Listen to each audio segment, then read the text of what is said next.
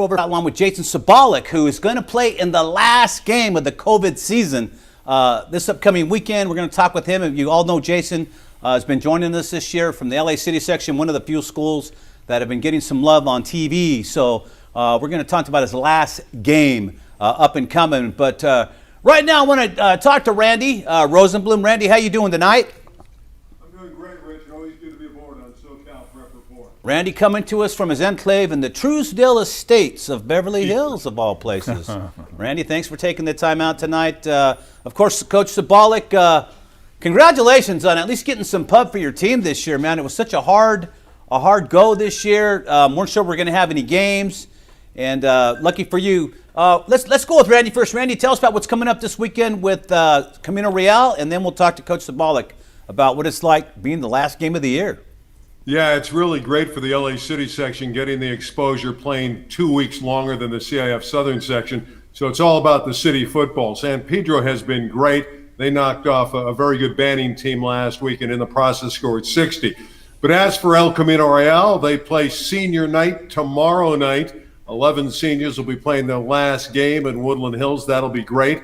They'll be hosting a pretty good Cleveland team that's 2-1 on the field and 3-0 overall. They had a forfeit victory. So Cleveland is feeling really good about themselves, and they feel if they can knock off ECR, they'll have a chance to win the league title. But Jason Sabolic's team will have something to say about that. I'm sure the coach is fired up about senior night. I bet they are, Randy. It's great, especially in a season like this where everything was up in the air. Really, nobody knew anything. You couldn't get straight answer from anybody whether or not anybody was going to play. But it's just great to be this far along in the season, even though it is kind of weird playing in pads. Approaching March already. You should have already been a ways through spring ball. But Coach Sabolic, you guys are coming into your last game this year. What's the mood like right now over at Camino Real? Well, just to give you a little insight, Rich, I still haven't gotten a straight answer, and we're entering now week 7 of our shortened COVID season. But, I'll tell you what, everybody on campus is just so thrilled with all of the opportunities we've gotten for everybody here on campus, the kids being televised on TV, and some of the students getting to help out Randy with the telecasts.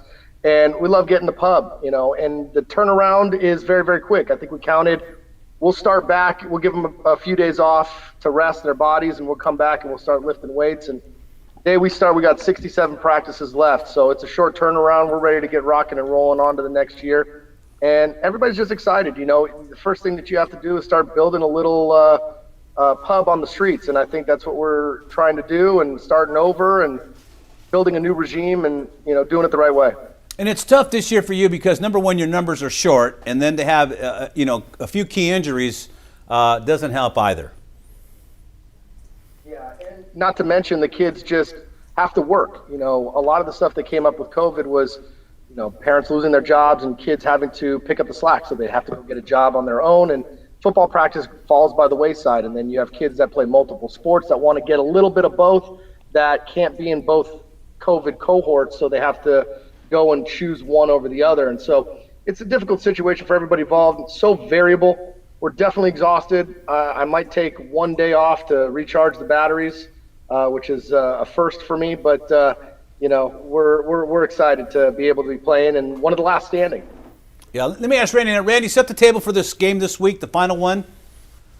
Sure, yeah. Coach, last week you struggled a little bit against the ground game of Granada Hills. So how are you going to fortify the defense and slow down Cleveland, who also likes to run the football? Yeah. Well, we came up with a different defensive plan this week. We knew what we were getting into when coming into Granada. I think they've run the ball 150 times in 3 games without one pass. And so we knew we were going to be in for a physical fight. We knew we were down in chips. We knew DeJohn Stanley was a heck of a running back. This week we feel the same way about Cleveland. We're taking the same approach, but I just think now we're just one more game mature. And for our young kids, these kids that, 50% of them have never played a down of football, 99% of them never played a down of varsity football. So every day they get better. We'll be better than we were last week. I can tell you that much. We got better in practice this week. You start to see some of those aha moments with these kids, and the light just goes on. And that's really the exciting part, and one of the reasons why I'm just super excited to get started with the offseason and finally get a 7-on-7 opportunity against another team and get the kids one more year of experience. Hey, Coach, what would you say, you're talking about next season, what would you say your biggest takeaways were from this season? You have some exciting returners, and can you tell us a little bit about that? Yeah, we grew up a lot, and I talked to the kids about finally allowing themselves to play the game of football without any type of reservation mentally. Going out there and having a good time. There's a lot of expectations on these kids, and a lot of them put the expectations and their unrealistic expectations on their own shoulders. We live in such an instant gratification social media world where these kids expect to score a touchdown every time they touch the ball. They expect to look like the guy that they're watching on highlights in college. And that's just not the way that it is. They don't see the hard work and the blood, sweat, and tears that goes into the decades of building that product up. And so I think one of the things is just breaking down the idea of how to play the game, how to respect the game, and how to do right by it and get stronger, get faster, go out and take reps seriously instead of taking reps off.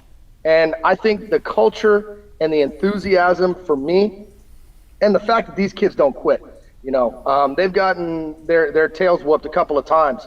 And I'll tell you what, they're not afraid to fight. And they'll go in and they'll get their tails whooped, but they'll just hop right back up and start going again. And so resilience, toughness, enthusiasm, I think are the three biggest takeaways for me this year. Great. And the old saying is not how many times you get knocked down, it's how many times you get back up. As long as you get up the last time, you're good. So, Coach, congratulations, on your season, despite the challenges. But you did make some inroads, getting a lot of publicity for your school, which is always great. And, that's a good way to start it. Reach out, to the media, work well with them, and everything else will take care of itself, as long as you're doing the right things on the field and practice.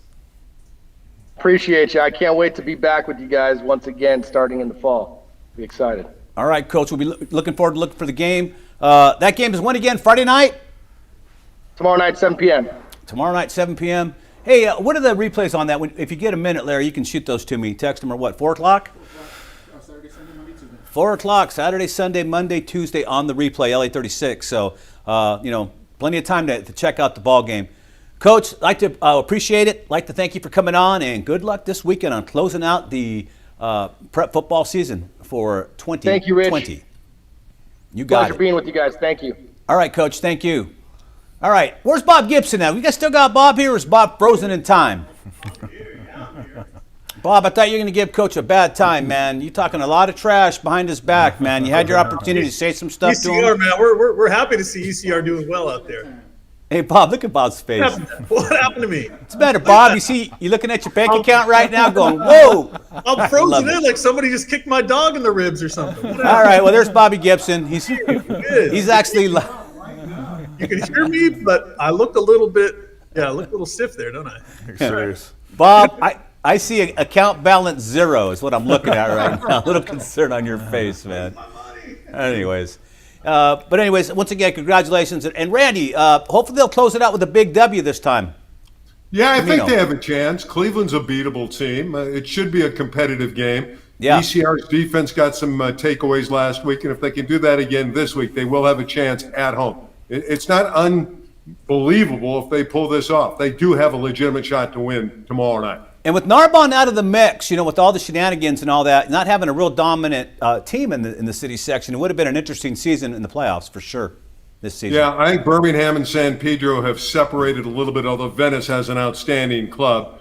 And again, you're right, ECR may not be at that level yet, but it won't take a whole lot to get to that level because there isn't the discrepancy. You don't have a team like Narbonne that was miles ahead of the rest. That's gone now. There's great equality in the city section. Even the top 2 or 3 are not that far ahead.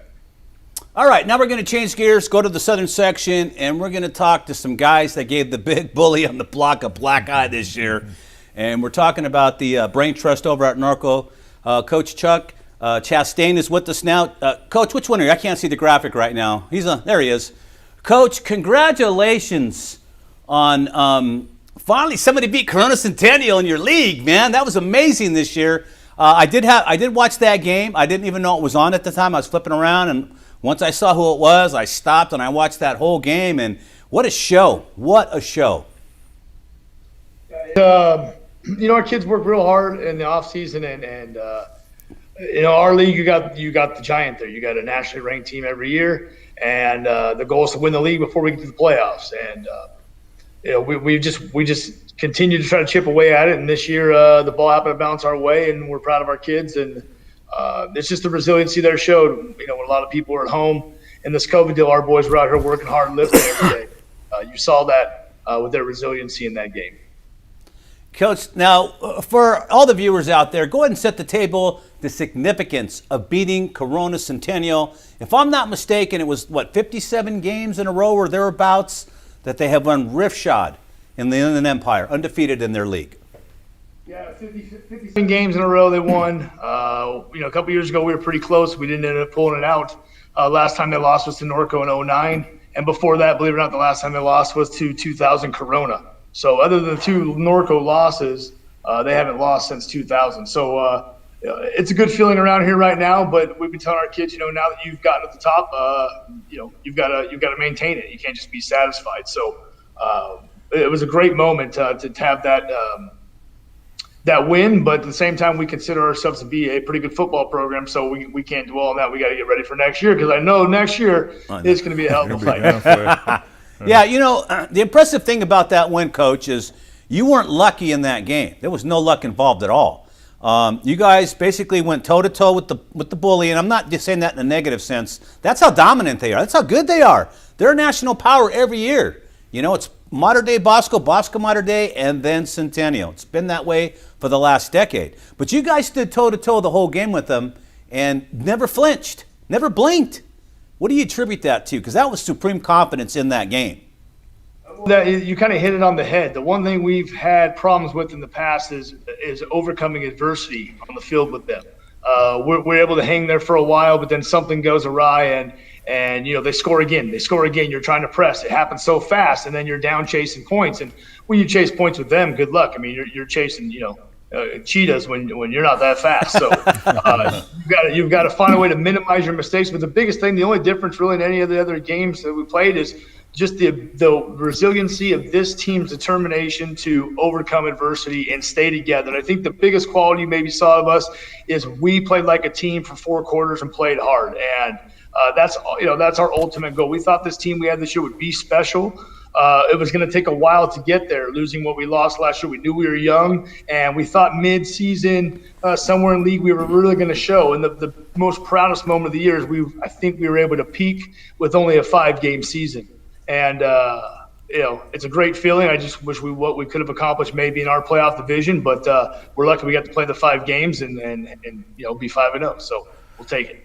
Hey, Coach, I know you were excited about the upcoming season. You have 22 starters you're going to be returning. What can we look forward to seeing in the upcoming football season here? Well, honestly, the pressure's on us now.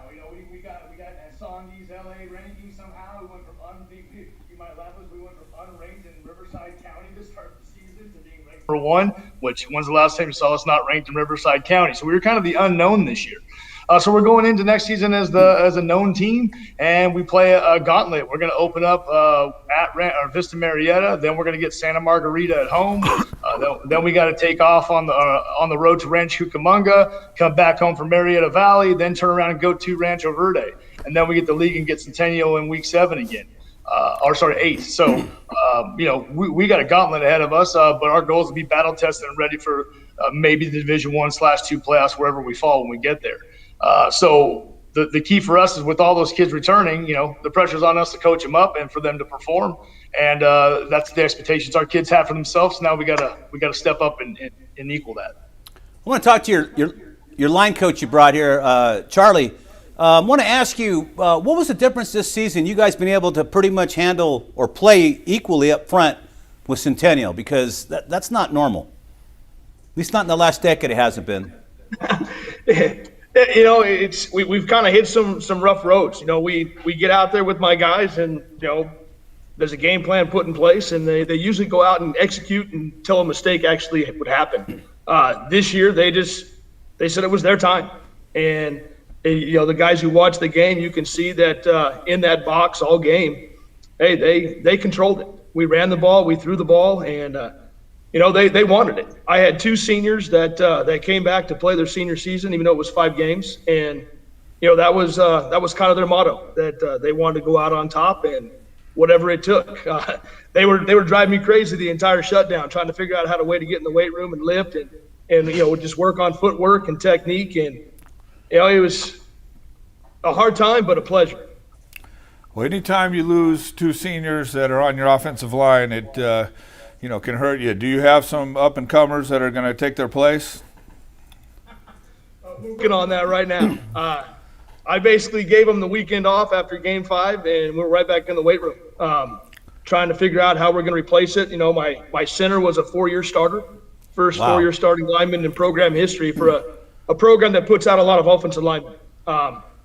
Both guys are 4.5 GPAs, and they're both going on to play college football. And it'll be hard to replace, but we have some young kids who have always looked up to them, who want to fill their shoes and be just like them. So it's kind of been contagious. Every year it seems like I lose 2 or 3 big guys, and we always got to find a way to fill that spot. And I got about 4 or 5 kids that want it, and that's what's always nice. Charlie, in your opinion, what was the significance after winning that ball game over Centennial? And for those of you out there that don't know, that was a big win. That's a big win. Nobody had beaten those guys in the big. And was it the Big 8 the last time you guys beat them? Was it the Big 8 then? Okay. So it's been a long time, but that's a long, long stretch for anybody to not be defeated in league. I mean, to have that many victories in a row is just crazy. I think Paulie's the only one that exceeded that in the Moore League that I can recall off the top of my head. But it's pretty impressive that you guys snapped that streak. What was it like after doing that? It was a great feeling. I mean, especially with what we've all gone through. Every day, every hour, it changed what we're allowed to do, what we can't do, and to get the kids to follow you and to go in and do what they did. I mean, it was. I think we were all kind of on a high for a couple days. I mean, it was something pretty exceptional. The kids realized it, the town, the community. I think the cell phone was ringing nonstop for 4 days. Heck, the media thought it was significant, We were on the phone with each other yelling and screaming about that game. Really? Trust me, we were celebrating all night. We have usually a barbecue at my place every night, and that night was no exception. Great. That is crazy, man. Hey, Bob, you out there? Yeah, he's out there. I know he's got questions, but I can't see him, so I don't know if he wants to talk. Go ahead, Bob. I just want to bring up 2 numbers for Coach. 258 and 68. That's the points for Norco this year and the points against Norco this year. Big stretch. I mean, 51-6, 65-6, 42-0, 62-20 were all the blowout wins this year for Norco. Of course, the Centennial game was just a couple of points. But how much was the offense feeding off what the defense was doing, and then vice versa? How much was the defense feeding off what the offense was doing as well?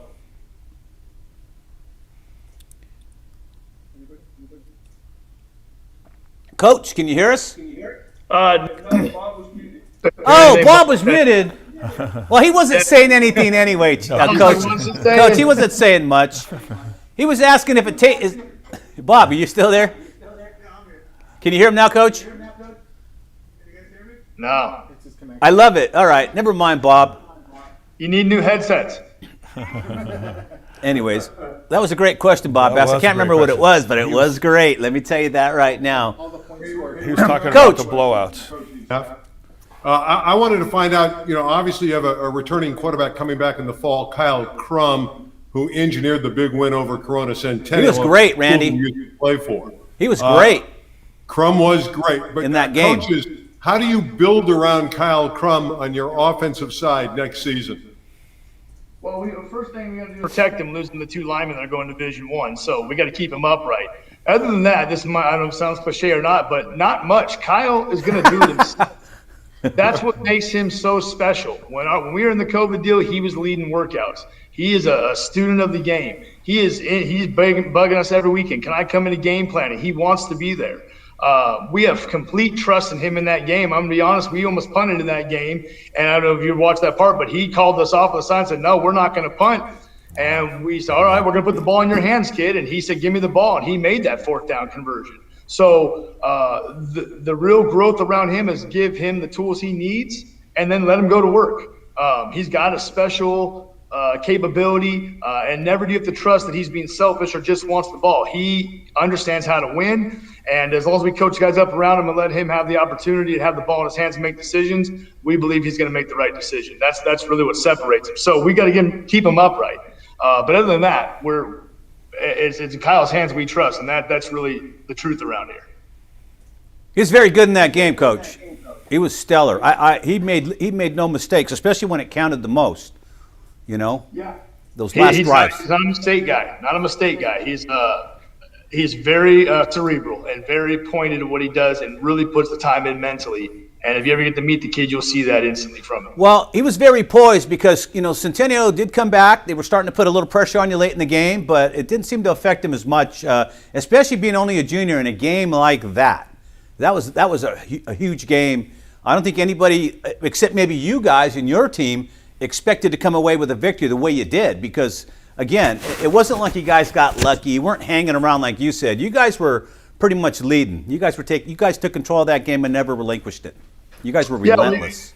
Our kids told us going in, we're not scared. We know what we got to do to win. We set the game plan out there for them, and they executed it. So, and Kyle, like I said, he's the one that leads us there. Obviously, you said we see it in Kyle. I hope now with the publicity a little bit on him, some of the colleges start seeing it, because whoever picks him up is going to get a special kid who's going to find a way to win and a will to win. Is going to elevate any program that takes that chance on him. And when it gets tougher, you only see the best out of Kyle, never the worst. So our kids were just pumped up all week and accepted the challenge, and we're real proud of them. Well, Charlie, the pressure's on you now to keep your line together, build a better line, and like Coach says, keep your quarterback upright, keep Kyle upright. You guys might do a lot of damage next year. We got to get through our tough preseason first, and then we're going to get Centen again, and that's no easy task. But, it's when you look at the way CF has the divisions, it's a catch-22 there at the end, There's some pretty elite teams that we could run into. But we'll face, like Coach said earlier, the ELAC said, we're going to go fight. Our kids are going to fight. We're going to give you everything we got. And, you're going to, at the end of the day, you're going to fight. And Coach Weinkauf, like I was saying, that's the burden's going to be on you, man. Because if you can't get some guys to replace what you're going to lose this year, Coach them up. You're going to have to coach them up, like Dan just said. Yep. Yeah, the burden's always on me, right? That's right, baby. The nameless face, but hey. We'll get it done. My boys like to work, so it's no weekends, no time off. Yeah, it was great, man. It was a great season for you guys. It's about time, and now, Centennial's going to have to work harder. They know there's an equal on the block, maybe even a bigger dog right now. And so it's going to be fun. That Big Eight's always fun. It's fun in wrestling. It's fun in basketball. It's fun in football. And nothing's changed out there in the Inland Empire. But, guys, congratulations on a great season. You guys obviously deserve to be in that top 10. And who knows where you'll land next season once it gets started. I wouldn't be surprised if you guys were in the top 20 in the country next year, just based if you can knock off Centennial again and go undefeated, you guys will definitely be up there in the stratosphere. But I know you guys don't look at that stuff. That's what we do. But just a great season for you guys. Fantastic. Thank you, guys. Appreciate you having us and recognizing our program. Well, let's face it. Norco has a lot of history. It's just not very recent, but you guys are setting the new, might set the new standard. Who knows? It might be your time to make a run in that league. We hope so. Yeah, I know. Look at Coach. Yep. All right. We got Bob back yet? Bob, can you hear us? I can hear you. Can you hear me? Bob, you were on the dark side of the moon a while ago, man. I was, man. I'll tell you. I was just asking Coach really quick, how much was the offense feeding off what the defense was doing? How much was the defense feeding off what the offense was doing? Because the 258 to 68, the points for and the points against, which is huge this year. Coach, you hear that? No. Jason, did you hear that? I can tell you. He was asking, it looks like, how much was the offense feeding off the defense? It was 268 to 68, and he was asking how much was the offense feeding off the defense and vice versa. Points scored against points against. Yes. Honestly, the biggest thing you've had to accomplish in the past is Centennial is going to score points, right? This is modern day high school football. No one shuts out anybody unless you're super elite on defense. Right. So the fact that our kids were able to get multiple stops on fourth down and take away, for the most part, their running game, which was they rely on for the play action pass, set the tone for that game. And our offense kind of went out there for the first time feeling pressure that we didn't have to score every time because our defense was going to get stops. And that's the first complete game we've been able to put together where both sides were in trust of each other and playing together. So the defense set the tone in that game 100% and allowed us to kind of wake up on offense and then start to dictate our pace of play. But without the defense, it was MVP of that game, hands down. And they set the tone all night for us and giving us opportunities to make plays. Well, whatever you were doing, it certainly worked this season. We certainly hope you can sustain it again next season. But it's like anything else, man. Once you become, and you weren't a Cinderella team because it wasn't like you were that far off of being an elite team in your league just because of Corona dominating everybody the way they did, made it look easy. But you won't be able to sneak up on anybody this year. It's going to be, I don't know, what'd you say, payback, Dan? People are going to come after you now? Yeah, how are you going to keep the kids motivated each week? You got such a tough schedule, and you got to keep them going and that you do. Not getting too overconfident. So what are some of your strategies for that, keeping them going? Well, the talent itself here will kind of check your ego at the door. I mean, we've been in the playoffs, without counting this year, the last 30-plus straight years in a row, which is one of the Inland Empire record. So these kids feel the pressure all the time. Nobody wants to be that class to not go to the playoffs, and everybody wanted to be the class to beat Centennial. Now you got to be the class to defend that work. But the pressure's already here, so I don't really think we need to motivate our kids on responding every week. It's just making sure we're coaching them up, keeping them healthy, and making sure that we're playing our best football. But our kids are motivated to play all the time, and they know what's ahead of us schedule-wise, and they have goals for themselves. And that goal is to try to be one of those top-ranked teams and make a run in the playoffs. So they're going to be ready every week. And most teams we have a little bit of history with, so there's enough there to keep them grinding on it. But the key for us is just going to be keeping guys healthy. The short turnaround this year is the biggest obstacle I think that we have in front of us. As we're 12 weeks and then we're live again in helmets. The good thing is, Coach, is everybody's in the same boat as you, man. You all got to bail one pan at a time. You're all in it. Yeah, that's the truth. So it's gonna really take some planning, a lot more thinking about what you're probably going to do than the traditional, well, we have this much time, 100 days or whatever it is, to get ready for our first game. So, everybody's in uncharted waters, but, you guys did fine, and I'm sure you'll continue, You definitely have the nucleus there, no doubt. See another good season. That's the goal. Well, we don't want we're not putting no more pressure on you, right, Dan? They're just average, right? They're all right? We're the only high school in the city. Remember that. So the pressure, wherever you go in this town, there's pressure. Everyone knows who you are wherever you go. That's right. There's nothing new around here. That's right. Keep that winning streak alive. All right, guys. We'd like to thank our coaches for joining us tonight. Jason Sabolic, of course, Charlie and Chuck. That was kind of tricky, guys, trying to remember your name. So we're going to go Charlie's the head coach. And, of course, Chuck's the head coach. I'm sorry. And then Charlie Weinkauf is the line coach. But you guys are hand in hand. You guys did a fantastic job. And Jason, just keep going, man. We're going to keep following you guys, try to pub you guys up and get you guys going over there at El Camino in the city section. You bet. All right. So on behalf of everybody, Randy Rosenblum, I know we got Bob's freeze frame in his voice, and we have Dan DeForest. I'm Rich Estrella. Thanking you all for joining us, and we'll see you all next week. Continued success, coaches. Good night, everybody.